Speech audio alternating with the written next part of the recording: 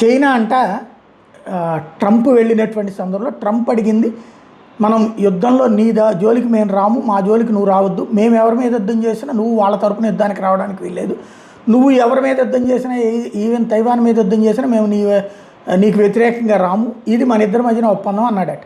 మరి వాళ్ళిద్దరూ కుదుర్చుకుంటే అయిపోతుందా? ప్రభుత్వాలు మారినప్పుడు మారిపోవా? నెంబర్ 1. రెండోది వచ్చేటప్పటికి అప్పుడు ఇంకా వీళ్ళకి విశ్వసనీయత ఉంటుంది. అది పక్కన పెడితే రేర్ ఎర్త్ మినరల్స్ తయారీ, ఏది బ్యాటరీల తయారీ దగ్గర నుంచి మన సెమీ కండక్టర్ చిప్ దాకా అదే కావాలి. ఈ రేర్ ఎర్త్ మినరల్స్ అంతా చైనానే ప్రొడ్యూస్ చేస్తున్నటువంటి వేళ అవి అమెరికాకి బ్యాన్ పెట్టినటువంటి వేళ అమెరికా మొన్న మధ్యన మాట్లాడాక ఇచ్చారు. ఇప్పుడు అందుకోసమే వచ్చాడు ట్రంప్ వ్యాపారవేత్తలను పట్టుకున్నట్టు.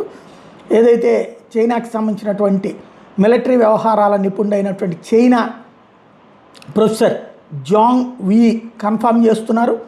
అయితే చైనా నిరాకరించిందంటే ఇవ్వడానికి. Trade war and tech war, and China said no rare earths for U.S. military establishments. So this will be, I forget exact months, sometime. మీ వ్యాపారాలకు ఇస్తాం కానీ మీ మిలిటరీకి ఇవ్వడం చైనా చెప్పిందట.